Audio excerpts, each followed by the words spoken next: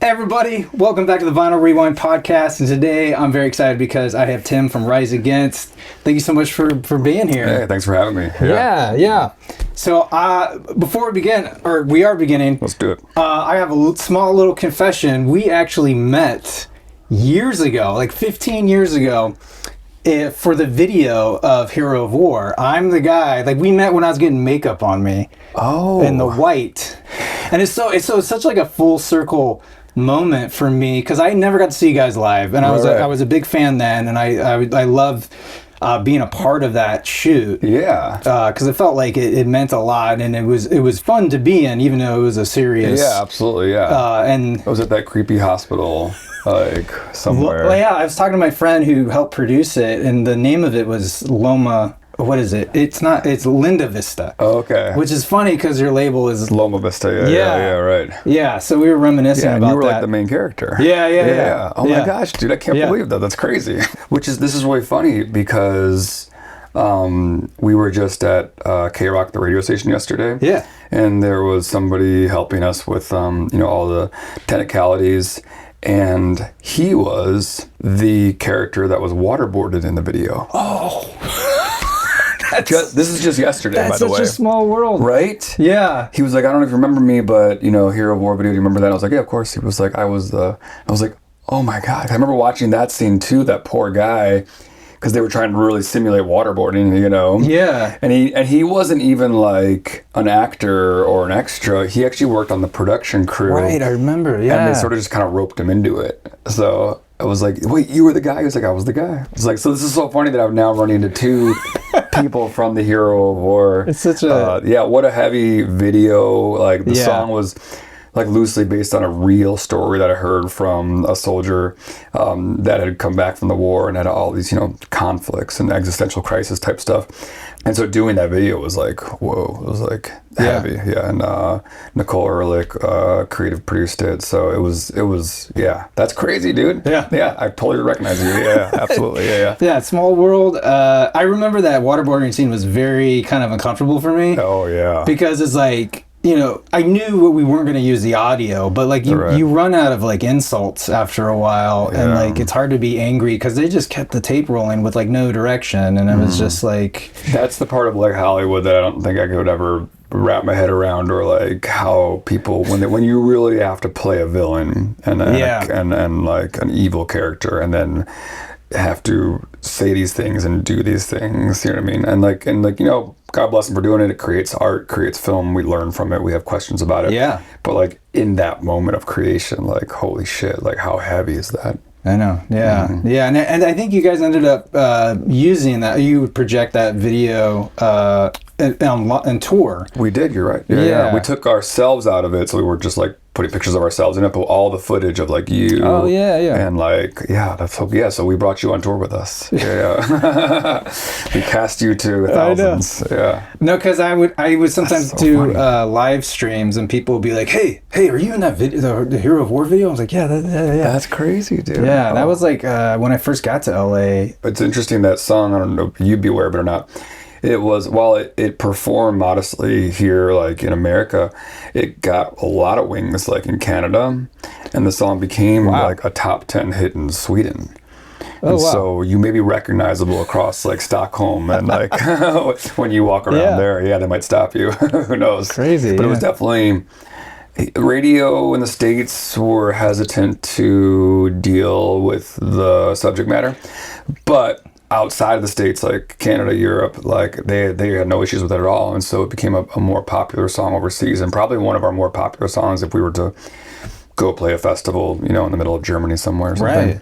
And so, like, just looking through when the band started and stuff, and just, you were kind of witness to, like, the old way of doing things, and then now we're in this almost like Wild West of like trying to make money as a musician, or even just trying to make music in general. Let's not even throw the money part of it in there, but like, you guys on the charts, but but what do those even mean these days? Right, Like, how do you gauge success? What does it mean to you? Like, what are some of your thoughts that are going through your head these days? I'm just curious. I mean, it was such a dizzying process being a band that like started in like basically like 99, 2000, around that time. Especially around that time, we started our band. We were a punk rock band. We knew we were a punk rock and hardcore band playing in a punk rock and hardcore scene. If you were to enter that scene in like the late 90s, like early 2000s, it was because you were sort of foregoing any idea of success. You know what I mean? Right, yeah. If you were trying to like make it, this was not the scene that you joined. You know what I mean? Playing punk rock songs in a basement of a veterans hall that somebody rented for $500, and they're trying to make their money back by charging $5 at the door, and it's all ages, and we're all talking about, you know, animal rights and sweatshops and like, you know, foreign policy in America and all these things. These were not the venues of people trying to shop demos to major labels and like get on big tours. You know, we were just sort of like, we wanted to be successful in the sense that I want to keep playing shows like this. I'd like to keep playing them next year and the year after that, and put out a record and make music and that kind of thing. But the idea of, you know, doing it this many years later and being played on the radio and like, you know, headlining a Warped stage last night for 80,000 people, you know, like that kind of stuff. Yeah. Those were not things that were on our radar, you know? And so the music industry in that sense wasn't totally something that we really thought about a lot of, you know, because we came from a scene of like, you know, screening your own t-shirts and like having your friend print 7 inches for you and that kind of thing. What did you think of Green Day at that time? Like, so Green Day had exploded, right? So that was like, Dookie was like 94 maybe at that time, but that was probably a freshman or sophomore in high school. So yeah, they broke punk open for sure, right? You know, and like Green Day, Offspring, Blink, like that stuff was certainly happening. And I think that it was something that was still just, it seemed so far away from what we were doing, you know? Right. And we were hoping to like exist in sort of like the Fat Wreck, Hopeless, Epitaph world, and maybe if we could cut our teeth there, and that sounded like a brilliant plan to like, that was kind of like the goal. That was like, let's get here, right, and see if we can get there. And we were signed to Fat Records early. Everything that came after was a bit of a shock to us, as it was probably to many people, you know. And it's crazy to still be here doing it. And then sort of a long way to get to your question. Yeah, and the music industry's changed so much. There was no social media when we started this band. It was word of mouth. You know, there were websites. The internet existed, obviously, at that time, but it wasn't a very functional tool for anybody to use. Having a connection that was fast enough, having enough people that were online that were uploading enough real information, you know what I mean? Like, it wasn't a place you would really, it wasn't your first go-to place, you know? Right. It was very rudimentary at that point. You know, we were still payphones and hard copies of maps, you know, getting to hotels and shows and networking with bands. Like, I have friends to this day that I met through the mail, like literally writing a letter and putting it and posting it, you know what I mean? Yeah. Like, a guy I met through the mail, you know, is one of my best friends. To this day, he's watching my dog right now while I'm in LA, you know what I mean? Yeah. So like, that kind of stuff was the world we came from. And so to go to skip through AOL Instant Messenger and MySpace and Friendster and MP3 downloads and LimeWire and end caps at Best Buy, you know, for your record, like those were important at one point, and circulars, and every time we put a record out, radio, of course, a commercial radio, every time we put a record out, the world changed. You know what I mean? Wow. Because we put it out every 2 or 3 years for the last like 25 years. And every single time we put it out, there was like, okay, guys, now it's all about this. Right. You know? And cut to like present day, we're putting a record out, and then the conversation is like Snapchat and TikTok and YouTube. You know what I mean? That's the conversation. And so in the big picture, like, that's the town square, right? It's the town square where we all go to meet, to find out what's going on, news, gossip, whatever else. And that town square at one point in civilization was a literal town square. Yeah. And it has shifted to a million different things, from like newspapers to the 5 o'clock news that you watched or whatever. And that town square now is social media, you know, short form content, like that kind of stuff. And so I don't have anything against where the town square is, you know what I mean? Yeah. And we're going to always look for it and find where it is and where it's at, because we want to be a part of the conversation. But it is fascinating to like watch that sort of target move every time we put an album out. but through all of that, have you changed? Like, have you changed how you approach music and think about music? So stubbornly, no.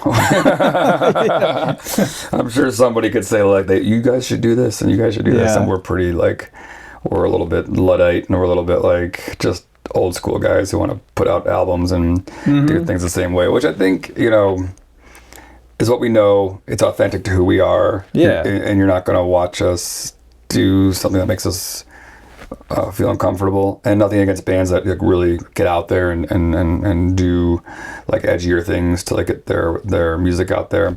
But I think at the core of Rise Against, it's just really just 4 people making music the same way we did it in 1999, just in a room, just banging ideas out, and then seeing what people are into. And that has worked for us, and that's kind of like where we feel comfortable and natural. And maybe we grow a little bit every record and like branch out and try something that we wouldn't try, because we were not totally shut off to like the idea of like change or keeping up with what's happening. We're on the eve of the release of your 10th record.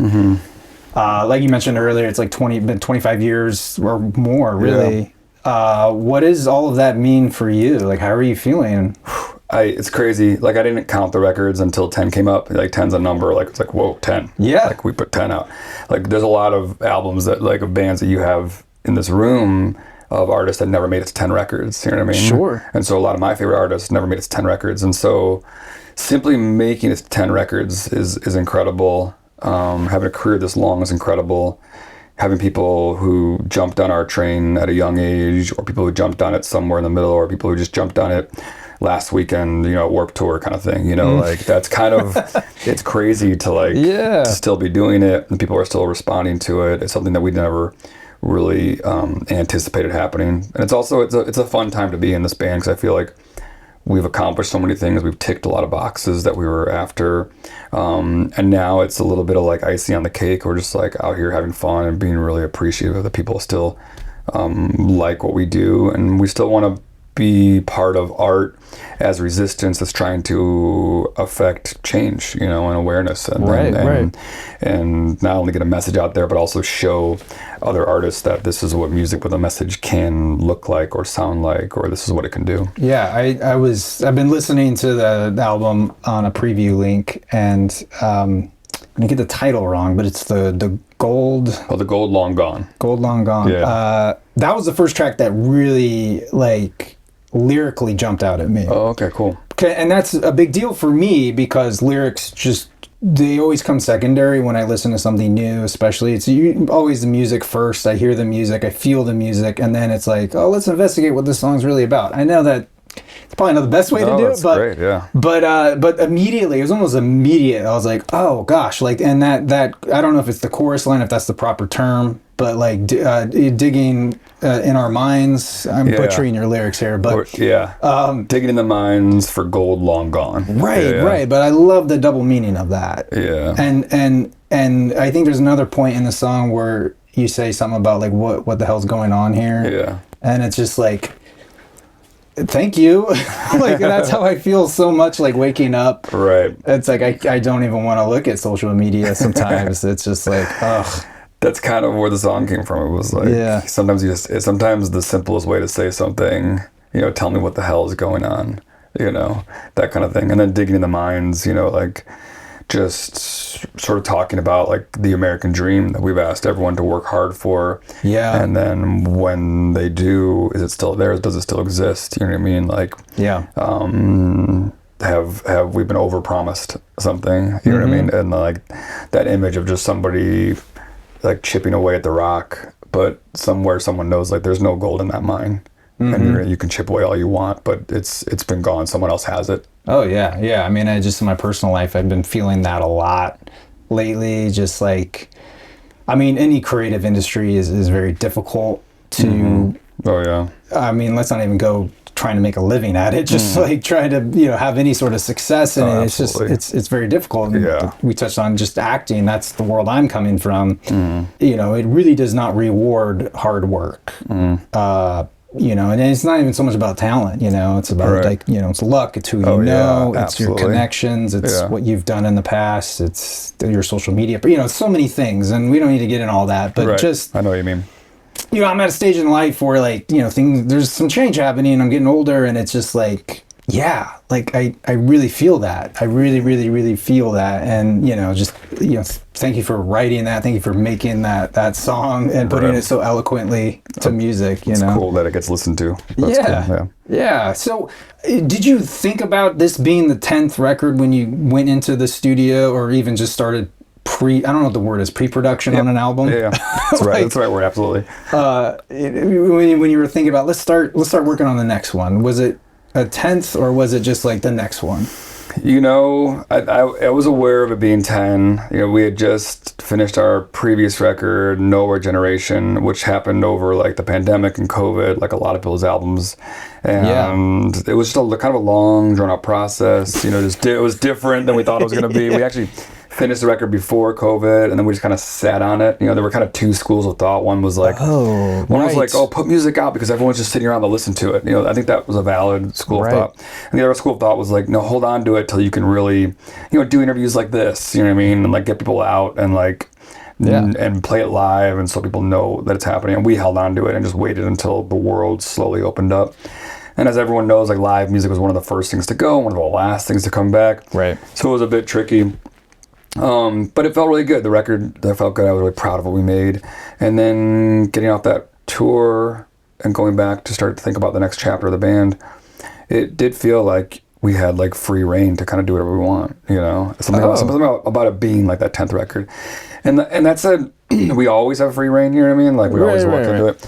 But there was something about this one where like, it just felt like we could do anything, you know? We had license to like, we've already established our name, people know who we are, people have made up their minds about us for better or for worse, you know? And so like this was sort of just kind of bonus, like let's make music that will, for me I was like, let's make music that will have people hear it and say, wait, I thought I knew what Rise Against sounded like. Is this Rise Against? You know, that's was like, because I don't know what people want to hear. We're not ever chasing like a sound or like a Billboard hit or whatever. You know what I mean? Like we don't traffic in that world. We're not like hiring hit makers to like, you know, we're just sort of making music, and it just so happens people have gravitated towards it. But I think if we had any goal going into this one, it was like, let's just make something that might be something unique to this era of Rise Against, something that doesn't just seamlessly fit into our back catalog. Something that when you hear the song, you'll be like, oh, this is from that album Ricochet. Like, and you'll be able to tell, like if you were on shuffle or whatever, like this was different than the other ones. And I think we accomplished that on this record. And so I'm pretty proud of us, because like anything, you do it for a long time and you become a little more congealed in your habits and your ways, and it's harder to break out. I think at our stage of our career and even at our age, like it's like the old dog new tricks. Like that's the right, you know what I mean? Like the success is being able to break out of your normal like routines, and then even just a band dynamic is a whole thing where think about it, it's almost like a family dynamic where like no matter who you are in life, whatever town you left and then came maybe here and do whatever you do, maybe your friends in your circle, when you go back home for Thanksgiving or Christmas, you sort of go right back into that chair as the little brother or the big brother or the uncle. No matter, you could be you could be like the leader of the free world, you know what I mean? But like when you go back to that table, it's like, oh, like I still got a big sis, and she's still gonna tease me, you know what I mean? Or that I'm still that woman's son, you know what I mean? And she's still gonna, take care of me. And I think that those roles, like a band is like that, you know what I mean? Like when we come together, like we sort of assume kind of these roles, But I think it's good when we can break out of them also. Like let's try something that might make us a little uncomfortable, And I think we did that on this album. And what were some of the things that you did to do that? We collaborated with Andy Hull from Manchester Orchestra. Collaborated with a woman named Jen DeSilvio, who's like a songwriter here in LA. We used a producer that was outside of like our wheelhouse. I saw that. Yeah. Yeah. So like Boy Genius. yeah, Catherine Marks has done like she is a London-based Australian producer, mixer extraordinaire. She came from the Flood and Alan Moulder world. People will know from like everything from Pumpkins to Nine Inch Nails, like My Bloody Valentine. I would say she was like largely unfamiliar with Rise Against, but that's kind of what we were going for. Right. So people know Rise Against. Like we have 9 records out at this moment. And 6 of those albums were produced by the same production team, right? The Blasting Room in Fort Collins, Colorado, which would give people everything from like Good Riddance to A Day to Remember. You know what I mean? Like very punk. I mean, I call them punk, but they can actually do anything. And they've also done Grammy-winning albums like Gregory Alan Isakov and stuff like that. So they're really an incredible place. So proud of all those records. Those guys are our family. You know what I mean? They are the 5th, 6th, and 7th members of our band. And we sort of already knew what the record was going to sound like if we went back there, you know? Oh, right, sure. Yeah. And it's cool. It's a cool sounding record in my head, you know what I mean? But we thought like, maybe this is time we go with somebody, instead of somebody super familiar with who we are, let's go with somebody who's unfamiliar with who we are and just hearing our band almost for the first time in like live in a room, hearing new songs being played live in a room and handing them over to her and having her make the decisions. This is how I would capture what is happening right now. And that's exactly what happened, you know? And so she comes from producing Manchester Orchestra, like she's done St. Vincent, Wolf Alice, Boy Genius. She won a Grammy for Boy Genius. Tons of other music, but like those are the ones that I can think of or ones people might know. And she brought a whole different vibe and a different energy to the room. And I think she captured Rise Against in a way that no one has captured us or no one thought to capture us, giving this album like a pretty unique vibe. Yeah. Was there anything that you guys tried that just didn't work, like during the recording process? Like, did she ever say like, "Hey, why don't you do it this way?" Or like, "Let's throw in like this kind of beat"? Did that ever? Yeah, things like that for sure. Like different tones, or like even beats, or like she was far more loose. Like I think that like we like to have things kind of airtight and perfect, you know. Okay. But there's like and so probably to a fault, we've put songs under the microscope and just made them just like as perfect as possible. But we've also learned like when you do that, you can kind of sterilize them sometimes. You know, like a lot of these albums that you have in this room are not exactly perfect or perfectly in tune. You know, but who cares? You know what I mean? Like everything from Dylan to like the Stones is gonna be like oh, it's a little off, but that's what makes it so cool too. Right. And so we're aware of that too. You can't like really suck all the life out of something. So she was like way far on the edge of like, I just want to capture this vibe. I want what just happened in this room live, like to be on this record. And so there's a lot more like live takes, I think, happening on this album. And then like when you go into the studio, like how much of the album was like kind of already in like demo form versus like something that you worked on in the studio? Ooh, that's a good question. Probably maybe 60% was pretty done, and then 40% was like pretty loose and just like ideas floating around. Especially like lyrics and vocals. Like for me, they were like I was still hammering those things out up until the last day, you know? Yeah. How do you take care of your voice? Oh, you're assuming I do take care of it. Well, I really admire the quality of your voice. Like it's very distinct, and it's like one of the reasons I love your band so much is it's something about it. There's like that quality that you can't really put into words. And I was just curious because you guys do a lot of touring, and it's not necessarily easy on your vocal cords to do that kind of like what you're doing. And you're very expressive, you know. I mean, I can honestly talk forever about this, so I'll try to just keep it succinct and not bore your audience. But like, I'll tell you this much: I did not take care of it from like '99 to like 2016, 17. Oh. And I would think it was just sort of sheer adrenaline that got me through all those shows. I didn't need to take care of it. I could just stay up all night and sing and do whatever, you know. Okay. And it was something I didn't really think about. It was like, so let's play a show. Who cares? And then I think as I got older, it was like, you know, the shows got harder. The shows got longer too, and the shows got harder. And I was doing fine, but I wasn't I wasn't performing at the level I expected of myself. You know? And it wasn't until I was so I'm 46 now, about 40 years old is when I met my first voice coach. Oh, wow. Yeah, I never sat down with one in my life, you know. I grew up in punk rock. We just screamed into microphones. Well, yeah, of course. I mean? Like, what am I, yeah. So, like, and like, if anything else, the PA was the crappiest thing anybody owned. And so nobody heard the vocals anyway. You know what I mean? Yeah. It was like, the PA was like your guitar player's first amplifier, like in a Radio Shack microphone. And so, I think which taught me how to sing, because I had to sing so fucking loud just to get heard over people, like in a room like this size, you know.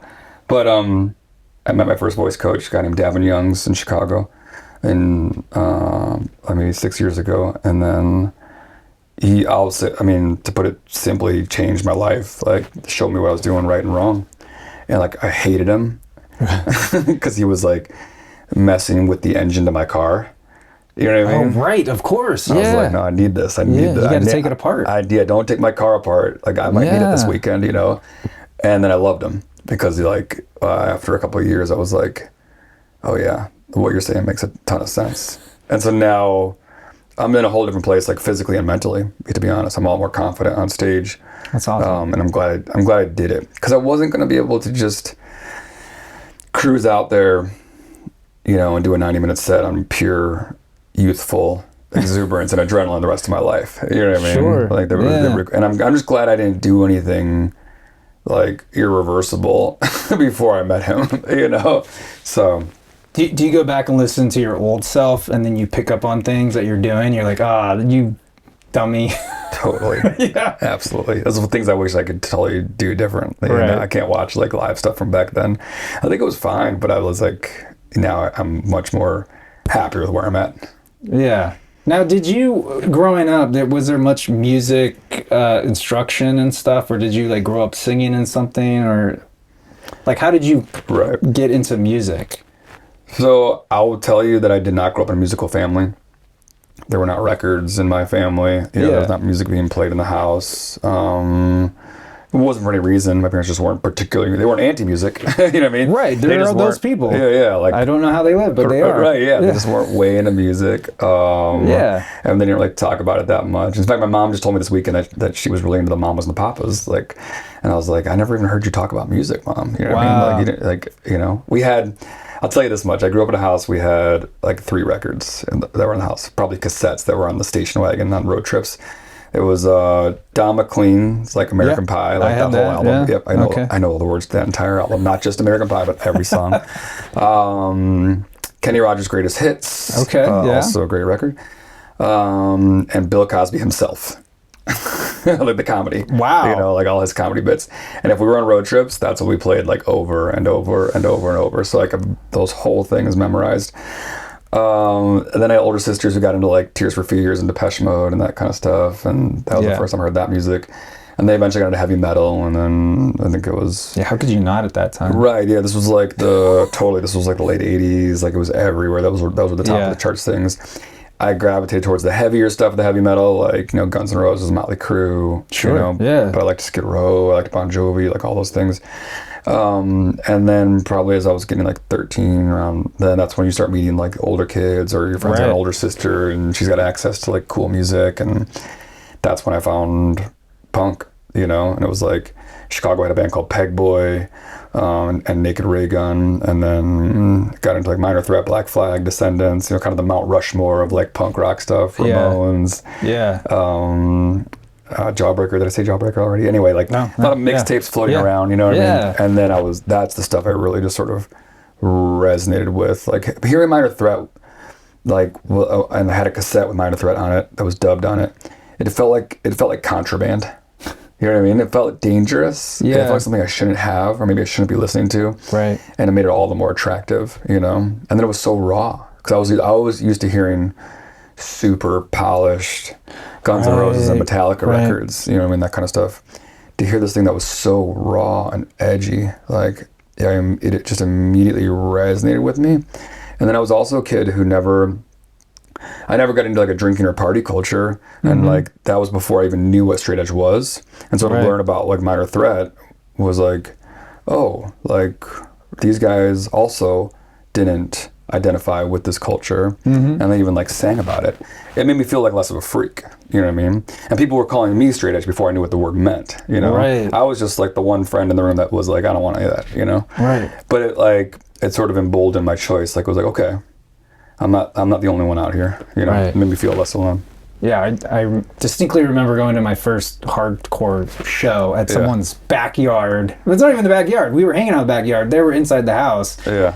And like everyone was getting ready for the show, like drawing X's and stuff. And I'm like, love what that, are you yeah. guys doing? But Right. I was kind of like you in a sense, where I just chose. I didn't want to partake. Yeah. The DARE program really had an effect on me. I don't. Yeah, totally. Well, and straight edge has its pros and cons for sure. I think it was definitely like anything got a little dogmatic, and Right. even I talk about Minor Threat. Even Ian MacKay would disown him or disown the movement. You know what I mean? Like he doesn't want anything to do with it, kind of thing. Right. So, and you know, it's got certainly in the '90s, there was times where it was problematic, but for the most part, to me, it was like I just saw all that as like I was so young and just kind of punk rock, and I was like thought of myself as like a bit of a rebel, that I thought of partaking in all that as a little more submissive and less rebellious. You know what I mean? And I wasn't like ready to submit to like this sort of lifestyle that like all my friends were doing. Right. I was like, I don't know if you guys are really rebelling. So Like I don't think that's what that is. I think what I'm doing might be rebelling. And it's sort of, I guess it's kind of how I feel even to this day, because our world is set up, you know, in a certain way where like if you don't drink, you're a little bit outside the circle. You know what I mean? So, but now I'm old enough where my friends have gotten sober, so now we're all in the same boat. Yeah, I didn't get drunk till I was 25. Okay, that's super late in life. Yeah. And then I always kind of had like I never really got too bingey. There were a couple of moments, like maybe I can count on this hand, the number of times I've blacked out. Yeah. But now I'm in a new phase. Like I'm a couple years younger than I'm 43 now. Yeah. So yeah, now I've hit this new phase where it's just not worth it anymore. And I'm you're reading these studies are coming out, and it's like no amount is safe. That stuff's interesting too, and we certainly didn't know that back then. Right. We heard the whole like a glass of wine a day and blah blah is healthy and whatnot. Totally. Yeah. Right. Yeah. I mean. And like, trust me, like all my friends, you know, they're not straight edge. You know, I'm usually the only straight edge kid in like the room. So like, do whatever you're gonna do. But for me, this has been the way I've walked through this world. You know what I mean? And I don't regret it. You've never even like you've never even gone down that path, ever tasted it. I guess really. like when you're in junior high, you're doing stupid stuff, and your friends. Parents' liquor cabinet, like you're tasting stuff like, oh, alcohol, it's like such a thing, you know, it's like we gotta figure it out. But then I think at that point I knew like, you know, I'm not interested in what's at the end of this road, you know. Did you have examples of that growing up, of like the darker side of alcohol? That's interesting, because I feel like when I meet other straight edge kids out there, everyone comes into it for different reasons, and I think one of those like a very common story is that, oh, my parents were alcoholics, or my family had a lot of problems with alcohol, and so they made me want to steer away from it, which I think is probably incredibly motivating, you know.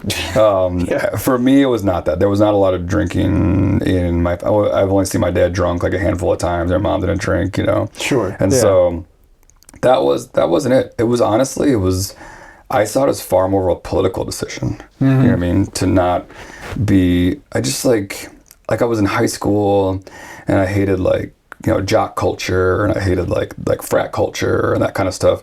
And this was my way to kind of rebel against it and be like, I'm not a part of it. I think also, especially when I was in high school, I didn't mind making people feel uncomfortable. One might say that I tried to make people feel uncomfortable. Sure, you know what I mean? And I didn't realize how effective telling somebody you don't drink made them feel uncomfortable. Right. Especially when you were a punk kid. I was a punk kid with a skateboard, had hair down to here.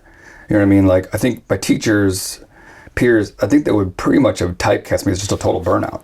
Right. And so it really flipped their script when I was like, I don't drink. I don't smoke. I've never done drugs. Right. And they're like, wait, that's how I was explaining your long hair to myself. That's how I was explaining your skateboard and your ripped up jeans and the fact that you don't play sports, but you do different weird shit with your weird friends on weekends, you know? Yeah. We were all saying you guys do a ton of drugs, and that's why you're like that. Right. And when you flip the script and they were like, wait, if you're not like that because of drugs, why are you like this? You know? And it's like, because I'm in love with this insane, amazing punk rock and hardcore subculture. I've found something incredible. I found music and art and film and amazing people in this community, and it's different than what you do. You know, this is what I do with my time, you know?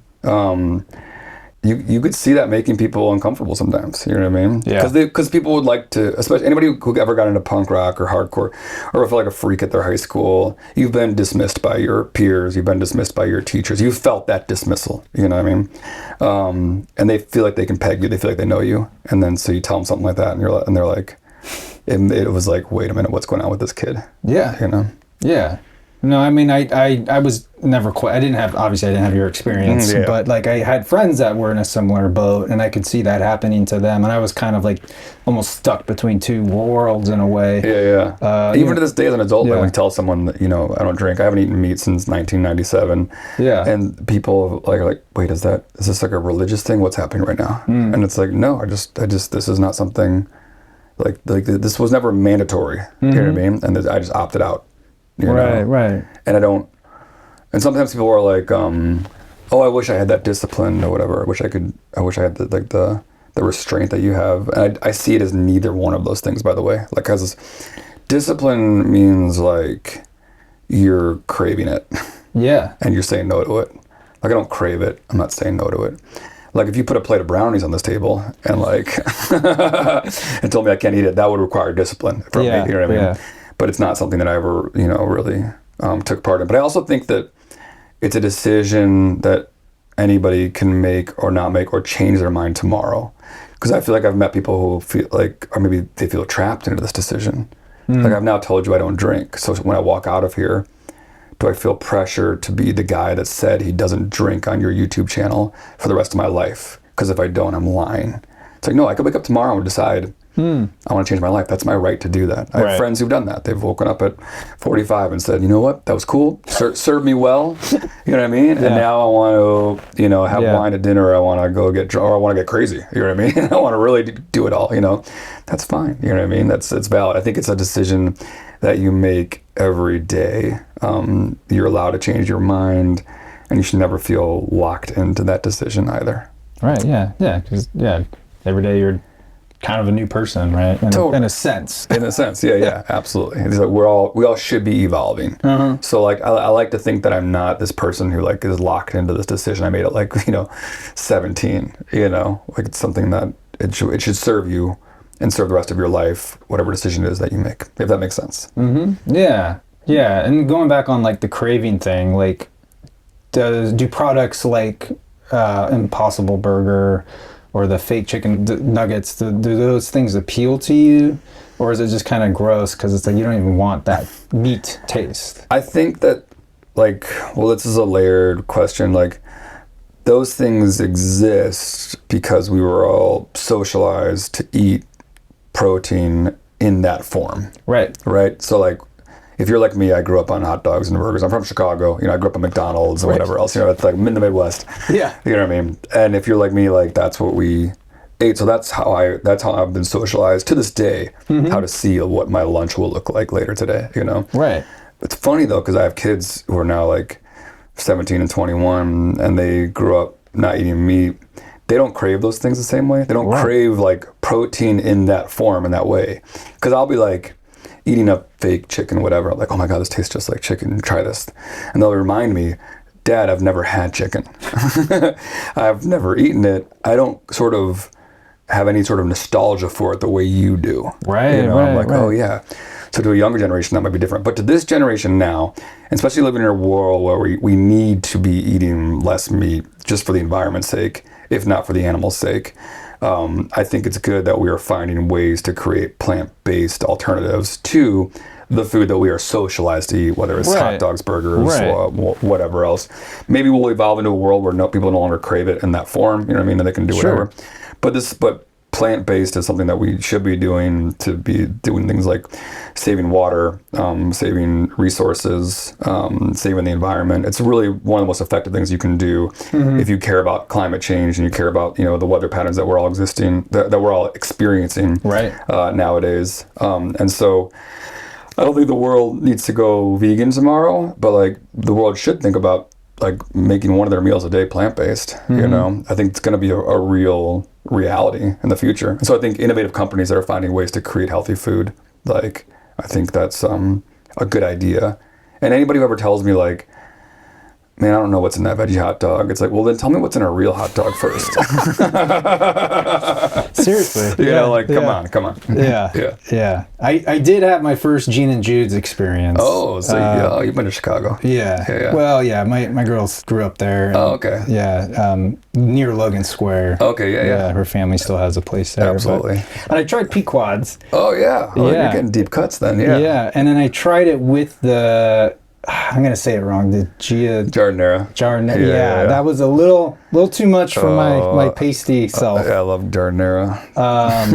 But I really like their thin crust. Like coming from the West Coast, I've heard of this elusive like it has different names, but like tavern style is like I think the more accepted name for it with the cracker crust and the square cuts. And I just it was like my first time trying that. Like deep dish, that's great. Right. But give me the cracker crust. Like I want to try this pizza. It's underrated, tavern style. Yeah. Get thin crust from any of the famous deep dish places and it's amazing pizza. Yeah. Like the Giordano's and the Uno's and the Lou Malnati's. Like they're like people don't go for the thin crust, but it's actually just great pizza. And it's a little easier to pack in there. That's the thing. Like people think that like in Chicago we're eating deep dish like every day or like going into a restaurant to order deep dish, and like that's not what happens in Chicago. In Chicago, like you order a deep dish at that once a month like birthday party, and it's usually because someone came in out of town and they want to try it. We love deep dish, and when I go on a big trip, it's the first thing I crave when I get back to Chicago because you can't get it, you know, elsewhere, or at least not as authentic.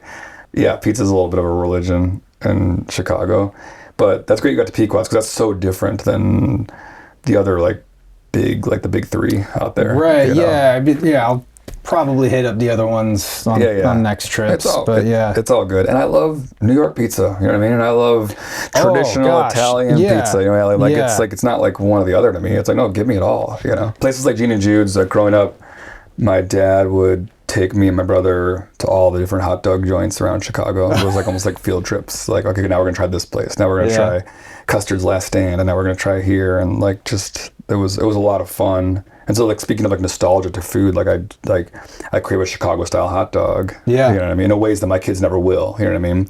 And I can make a vegetarian version of it. You know, or like classic places like Portillo's now does like a vegan dog. And so I still find it and get it.